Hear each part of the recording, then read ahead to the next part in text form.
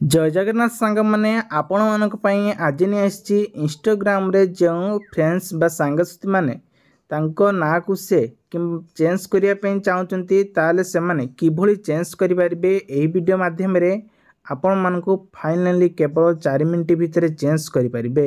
तेबे चलतु किभली आपण माने चेंज करें तार नुआ प्रोसेस गुड़िक कौन रही तो देखा चलूँ। ता पूर्व कही रखुची चैनल को नुआ कर चैनल सब्सक्राइब रखु पाखरस्थ bell icon all button press करूँ। तो फ्रेंड्स प्रथमे आपणकर इंस्टाग्राम ऐप को ओपन करनियंतु।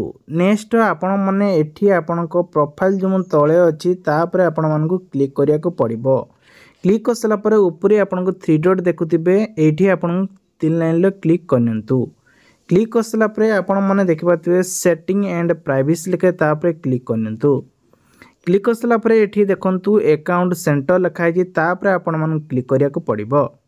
एवं एठी आपण जदि फेसबुक सहित आपणकर इंस्टा को लिंक करथिबे ताले एठी दुईटा आईडी देखिबो।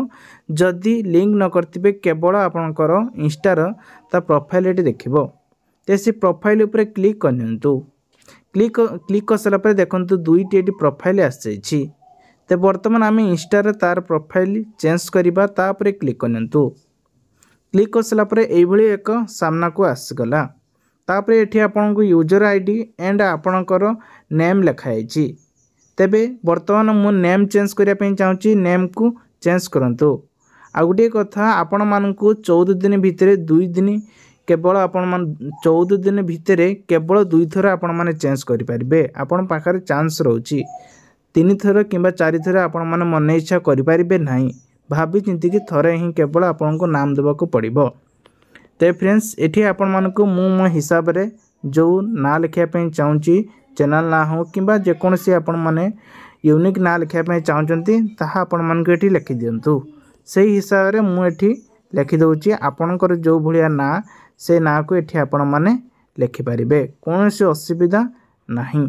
तेबे दर्शक बंधु आपण माने जानथिबे सबु बेले सठिक भाबरे जो ना देबे यूनिक ना भाभी चिंती क्लियर करके देबे कारण पुणी 14 दिन पर जाकि से ना को पुणी दे पारिबे। तेबे नेक्स्ट आपण माने कौन करेंगे सेव ऊपर एठी क्लिक करनियंतु। सेव ऊपर क्लिक कर सारा पर वर्तमान देखंतु मोर एठी नाटा चेंज हो जाइछि। एबे मोर रहिला यूजर नेम किमती चेंज करिवे देखंतु। यूजर नेम ऊपर नेक्स्ट क्लिक करनियंतु। तापर एठी देखंतु लिखाई जे गोटे मु ताकू मानस बेहेरा 102 लिखाई ताकू मु वर्तमान चेंज करिमी। तापर क्लिक कर दियंतु। क्लिक कर सारा पर पूरा क्लिक करते एटा डिलीट कर देबे। डिलीट कर सारा पर तापर मोर जो ना लिखिया कते यूजर नेम से नेम को लिखिमी। ताहले आपण मानकु किछि यूनिक वर्ड दे देबे जेमति कि मु दे दोची 102।